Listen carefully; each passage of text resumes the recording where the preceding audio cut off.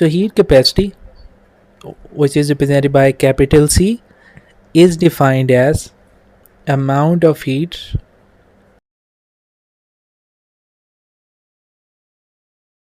it is represented by capital C. So the formula from the very definition itself is C equals to amount of heat energy required to bring unit change in temperature. So E divided by delta T. That's the formula of heat capacity. So I'm writing capital C slightly in a different way so you would be able to differentiate between capital C and small c. Capital C represents heat capacity. So this is how we define heat capacity. Now, if we talk about the unit, then the unit of energy would be joules divided by the unit of change in the temperature could be degrees Celsius, or it could also be Kelvin.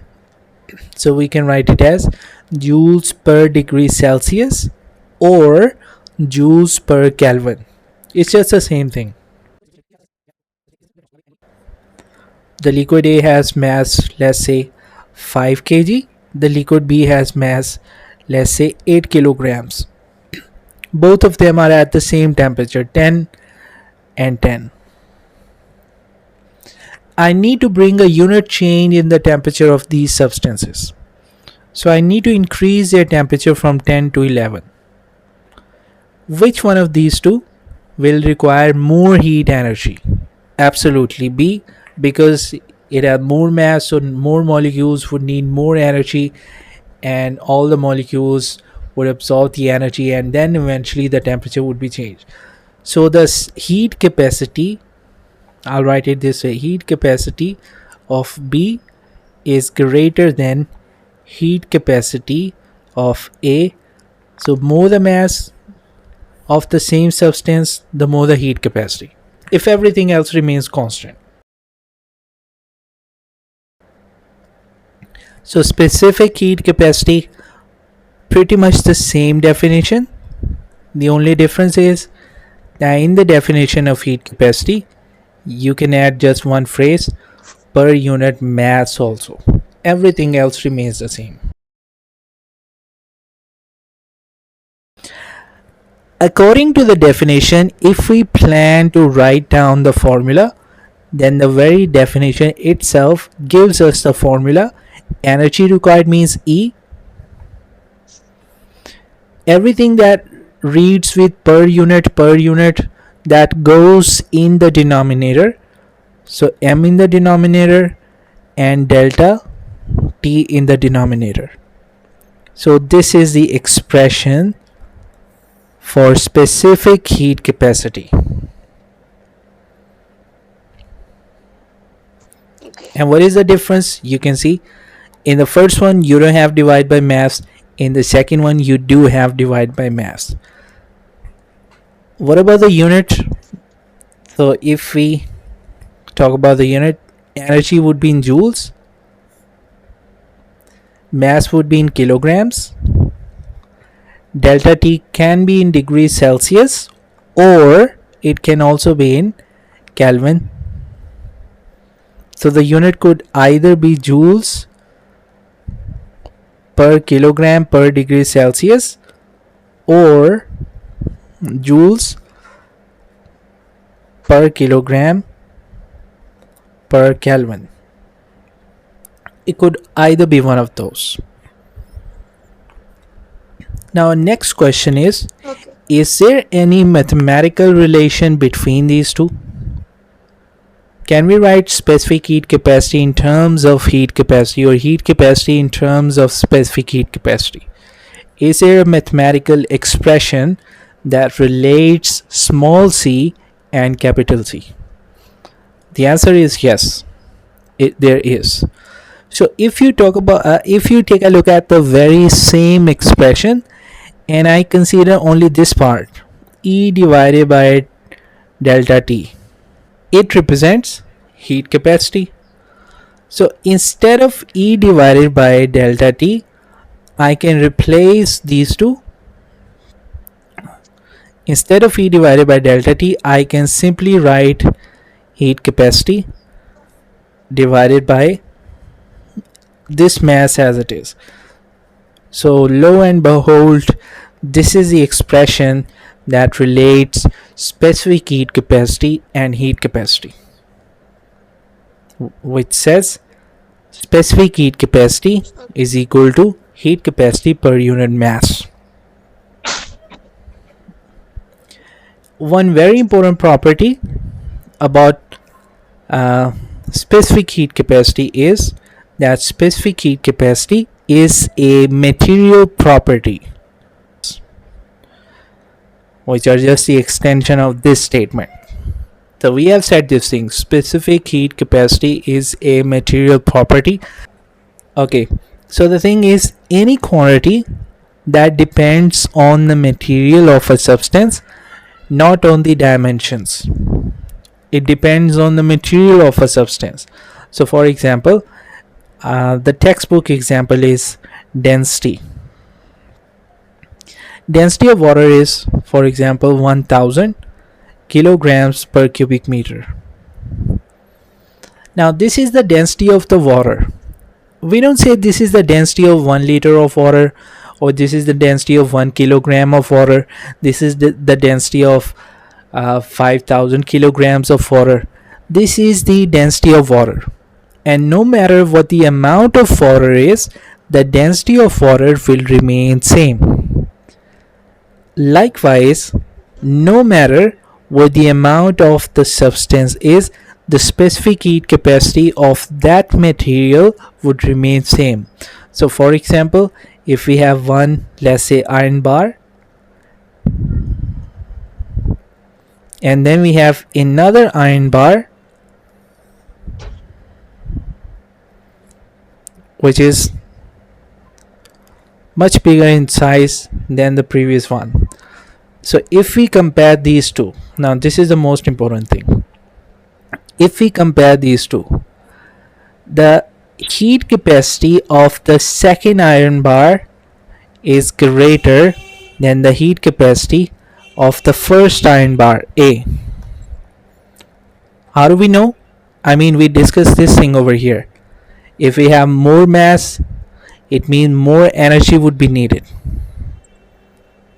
Yes. So heat capacity of the second one is greater than heat capacity of the iron bar A. But specific heat capacity of the second bar, iron bar, is equal to the specific heat capacity of the iron bar A.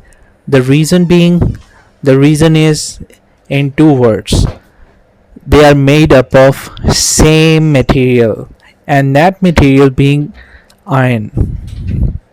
So even if they are made up of any other material, one of them is aluminum, the second one is also aluminum. If they are made up of the same material, then their specific heat capacity would be same. Just like if you have two containers of water and they contain unequal amount of water, the density of water remains same. Specific heat capacity, you can consider specific heat capacity as price per kilogram. So this is the overall price. Heat capacity is overall price. Okay, this is just an analogy to explain this concept. Heat capacity is kind of an overall price, but specific heat capacity is price per kilogram. Just think about it. So for example, the price tag reads you pay, let's say, $5 for 1 kilogram, 1 kilogram bag of rice, let's say you pay $5. How much do you pay for 2 kilograms? $10. How much do you pay for 3 kilograms? $10. Sorry, $15. $15. How much do you pay for 4 kilograms? $20. Okay. The more and more amount you're paying with more masses, kind of the heat capacity. The more the size, the more the mass, the more the heat capacity, the more the price. But for the Okay. specific heat capacity, even if I consider this one, okay, so 2 kilogram cost me $10, but what is the price per kilogram? Even if I'm buying, let's say, 2 kilogram, but what was the cost per kilogram? The cost per kilogram remains same 5. So if I'm buying 4 kilograms and I'm paying $20, what was the price for a single kilogram, for 1 kilogram? That still remains the same. That still remains 5. So specific heat capacity in the analogy is the price per kilogram of a substance. That remains same irrespective of the amount that you purchase.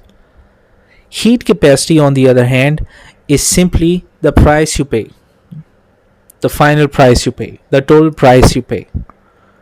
So, obviously, if you're buying more stuff, if you're purchasing more mass of a substance, in this case was rice, then you need to pay more. One of the very important substance, or should I say, uh,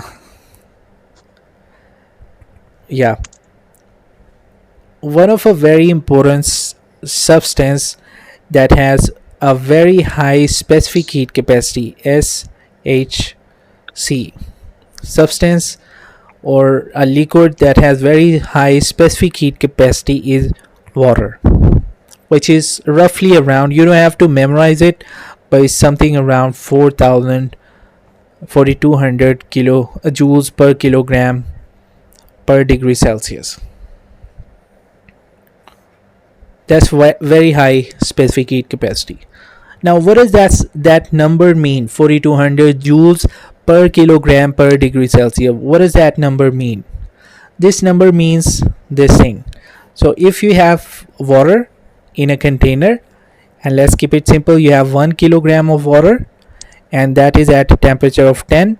You want to raise the temperature from 10 to 11 degrees, means you want to bring a unit change in the temperature of a substance. How much heat would be needed? 4200 joules. So you need to provide 4200 joules for the temperature of water to increase by 1 degree Celsius or by 1 Kelvin. On the other hand, for example, if we have, let's say, aluminum bar, so I'm just writing, I'm not really sure what is the exact number, but the specific heat capacity is around 900 joules per kilogram per degree Celsius. What does that mean? It means if you have 1 kilogram of aluminum, could be iron bar, could be in any form. If you have 1 kilogram of it and you want to change the temperature from 10 degrees Celsius, you want to raise the temperature from 10 degrees Celsius to 11 degrees Celsius, how much heat energy is needed?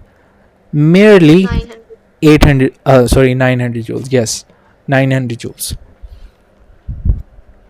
So you see, the water, it can tolerate, it can withstand lot of heat, and then the temperature would change. So water in this case, it can absorb a amount of 4200 joules of heat energy, and then the temperature would change by 1 degrees. Aluminum, on the other hand, we give 900 joules, and there you go, bingo, the temperature changes. So water is something like, water would be, in this case, water would be like a very cool and composed person who is subjected to a lot of pressure, lot of trash talk, but still it takes a huge amount of that trash talk for the temperature of that person to increase from certain value to by 1 degree Celsius. Okay. So it takes a lot of effort, and then a certain amount of change in temperature occurs. Aluminum, on the other hand, is kind of a very impulsive and very reactive person. who would pretty much react to everything. So someone is giving only 900 joules of heat energy or 900 joules of trash talk, and then the temperature increased by 1 degree Celsius. So the Okay. substances or the materials that have high specific heat capacity, you can think about them as the stuff that can withstand or tolerate lot of heat energy.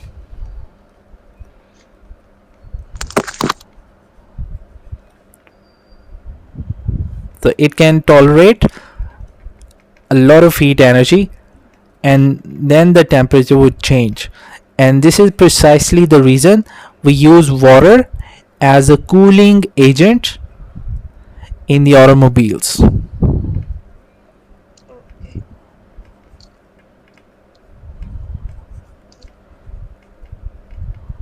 So in the radiator, I mean, we fill it with water so the water can absorb the heat energy of the engine. It would absorb a lot of heat, but the temperature of the water itself would not increase that much. Okay. So for high specific heat capacity, it means a high tolerance to the increase in temperature. Their temperature would not be increased quickly, but on the other hand, the temperature of the substances that have low specific heat capacity, their temperature can be increased quickly and their temperature can be decreased quickly also.